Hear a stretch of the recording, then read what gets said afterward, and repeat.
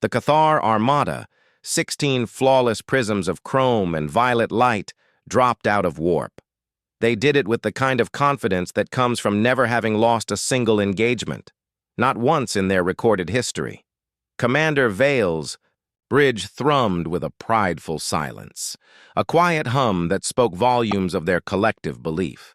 16,000 crew members, from the lowest technician to Vale himself, believed, down to their very last neuron, that absolutely nothing in the vast cold void of space could possibly threaten them.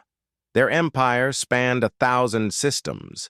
Their technology was refined over millennia. They were, in their own estimation, the pinnacle of galactic evolution. Then, across their long-range arrays, a single contact pinged.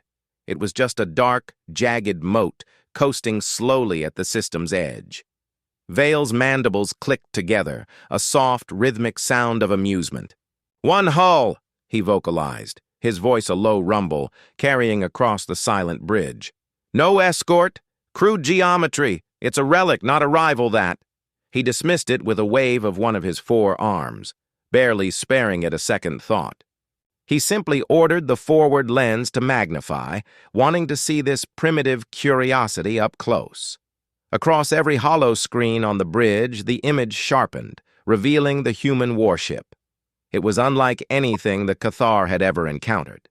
Angular plates bolted together like scar tissue marred its surface. Radiators jutted out, sharp and irregular, like broken ribs on some ancient, forgotten beast. And its hull color, it wasn't polished chrome or shimmering violet. It was a deep matte black, a color that seemed to actively drink the starlight around it, absorbing it rather than reflecting it. The Cathar bridge crew, initially amused by the sight, began to laugh, a low, rumbling, condescending sound. But as the image held and the details became clearer, that laughter slowly, uncertainly began to fray. It started to die in their throats. Technician Halroon, his multiple eyes wide with a mixture of confusion and growing unease, reran the first passive sweep. He had never seen such anomalous readings. "Power signature inconclusive, Commander," he reported, his voice tight. "Hull alloy, variable. It keeps changing. It's like nothing we've ever cataloged, that." Vale flicked his crest, a gesture of impatience. "Recalibrate, Halroon. Primitive alloys sometimes refract sensor beams in unpredictable ways. It's a common flaw among nascent species. Their material science often lags behind their propulsion." He tried to maintain his outward composure, but a flicker of irritation crossed his mind. This was supposed to be a simple, routine survey. Halroon obeyed, his digits flying across the console, but the second sweep returned something far worse than mere inconclusive data. It was utter nonsense, negative mass readings, as if the ship displaced less matter than it occupied, and its drive core. It appeared colder than the vacuum around it, an impossible thermodynamic state. It was a contradiction of known physics, a vessel that defied the very laws of the universe as the Cathar understood them. The commander's 4 hearts skipped in sequence, a sudden, alarming arrhythmia. His mandibles, moments ago clicking in amusement, now clamped shut, a hard, tense line. "Switch to active scan," he barked, his voice losing its casual tone and gaining an edge of command. "Full spectrum. I want every single detail of that anomaly, Halroon. I want to know exactly what we are looking at." A pulse of brilliant, indigo light lanced across the vast expanse of space, bathing the human ship in Cathar curiosity. It was a focused, powerful beam designed to penetrate any known shielding, to strip away all secrets. The data stream that answered, however, felt less like information and more like a scream, a silent, terrifying shriek of impossible technology. The readouts scrolled across Halroon's console, each line more unbelievable than the last. Armor lattice, not simple metal, but molecular thickness graphene woven through a neutron star braid. A material so dense and strong it shouldn't exist in such a flexible form, let alone as a ship's hull. Reactor, not fusion, not antimatter, but a zero-point tap cycling through micro-black hole evaporation. An energy source that harnessed the very fabric of space-time, drawing power from the quantum foam itself.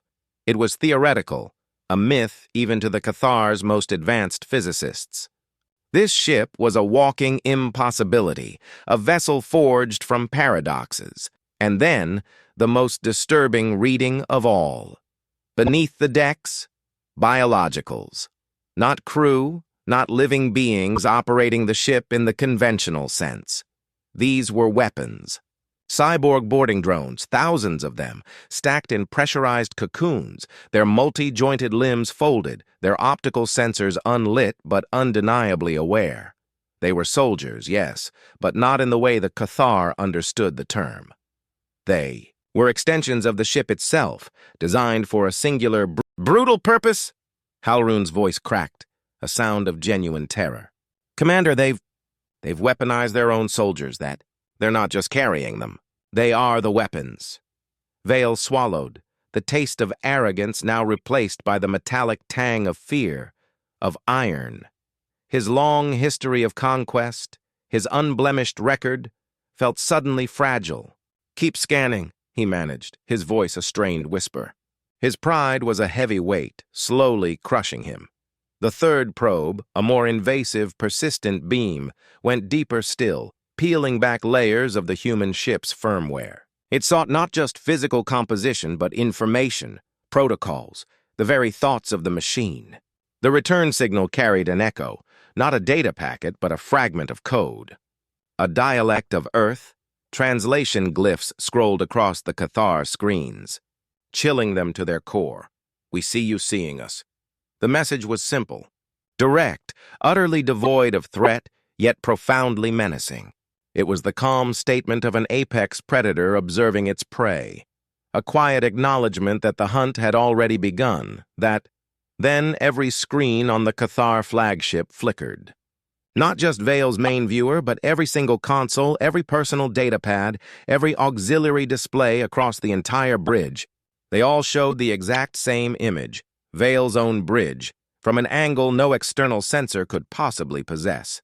It was a live feed, somehow taken from inside their own flagship, displaying their own reactions, their own fear. The human ship had mirrored their surveillance back at them, not with aggression, but with a quiet, devastating mockery, like a teacher holding up a child's crude doodle and asking, "Are you proud of this?" That. The crew froze, their multi-jointed limbs locked, their eyes wide and unblinking. Vale's crest, usually held high in defiance, slowly deflated, drooping against his chitinous skull. The weight of his centuries of victory felt like a crushing burden. "Helm," he ordered, his voice barely a rasp. "Give us 30 kilometers lateral drift. Away from that thing. Now." The engines answered, but they felt sluggish, heavy, as if space itself had thickened, become viscous around them. Gravimetric alarms began to wail, a discordant symphony of dread. The human hull still registered no discernible mass, yet the metric of space-time around it was bending, warping, pinning the massive Cathar flagship in place. It was like trying to move through quicksand, while an invisible, silent force held them in an unbreakable grip that Vale's composure shattered. He barked, "Weapons! Target their drive spines. Disable only! Do not destroy it. Just stop it." He didn't want to anger it further, but he couldn't simply sit there.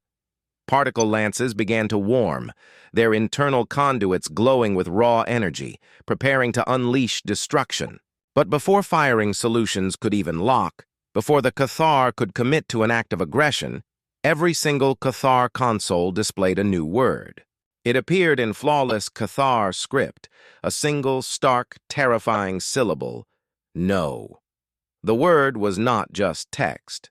It carried audio. A calm human voice, almost bored in its delivery, echoed through the bridge. It was the sound of absolute authority, of a power so immense it didn't need to shout. It was the sound of a parent telling a child not to touch a hot stove, that. Vale felt his legs lose strength, his 4 knees threatening to buckle beneath him. For the first time in 4 centuries of unwavering conquest, the thought, stark and terrifying, surfaced in his mind. Retreat. He never got the chance to voice it. The human warship did not fire missiles. It didn't launch a volley of plasma. It simply silently opened a bay. Inside waited nothing. Literally nothing. Not a weapon, not a drone, not a projectile. It was a sliver of space folded like paper, a perfect, impossible tear in the fabric of reality. Through that tear, impossibly clear, was a view of the Cathar homeworld, 900 light-years away. Cloudy and serene, a distant jewel hanging in a star-dusted void, a fold space cannon, theoretical, impossible, a myth, spoken of in hushed tones by only the most radical of fringe scientists, believed to be beyond the grasp of any known species. Yet here it was. The implication landed like a guillotine blade, swift and merciless. These humans could delete ships, planets, entire histories, entire civilizations without ever leaving their chair. They didn't need to fight. They could simply erase that. Vale's science officer, a being usually unflappable, whispered, his voice trembling. "Commander, they didn't build that to fight us. They built it to fight something. Worse, that a shudder, cold and deep, passed through the entire armada. Every ship's logs, later retrieved and analyzed, would show the exact same timeline stamp. Synchronized failure. Engines died. Lights guttered, plunging the ships into semi-darkness. Life support systems dropped to emergency power only, the air growing thin and cold. Crews remained conscious, locked in their seats by the gravimetric anomaly, watching, helpless, as the human vessel slid past them. It moved at a relative 20 meters per second, walking pace, close enough to scrape paint if the Cathar had still possessed any momentum, any control whatsoever, that. On the flagship's darkening bridge, Commander Vale stared into the matte black plating of the passing Leviathan. He saw his own reflection distorted, a proud commander reduced to prey, a conqueror utterly conquered by a silence more profound than any weapon. The human craft never transmitted again. It simply resealed the fold space bay, retracted its broken rib radiators back into its seamless hull, and continued on its original vector, a shark that had smelled no blood worth taking. If stories like this, these moments of impossible revelation, make your pulse race, if they spark that quiet thrill of discovery in your chest, then you know what to do. Tap that subscribe button and ring the notification bell, because more HFY shorts, more tales of humanity pushing the boundaries of what's possible, drop every single week. You won't want to miss them, and do me a favor, like the video. It's a small thing, but it tells the algorithm that we want more of this. We want bigger, bolder, humanity-wrecking moments. Moments that make you question everything you thought you knew about the galaxy. Comment below with the weapon you'd add to a human warship. Get creative. Get terrifying. The best idea, the one that truly embodies that human ingenuity, that gets pinned right at the top. Let's see what you got. Hours later, long after the human ship had vanished into the endless expanse, rescue shuttles from the outer colonies finally found the armada. 16 massive Cathar warships, once the pride of an empire, now drifted silently. Every reactor was cold, every weapon unresponsive, every system utterly inert. They were ghost ships, monuments to an encounter they couldn't comprehend. That Cathar historians, in their meticulous records, labeled the incident with a single evocative phrase, the stillness. It was a term that encapsulated the complete, terrifying cessation of power, of will, of all movement. And from that day forward, no Cathar ship, no matter how powerful, no matter how confident, ever approached a human hull again without explicit, terrified permission. The memory of the stillness, of that quiet, unblinking power, was burned into their collective consciousness.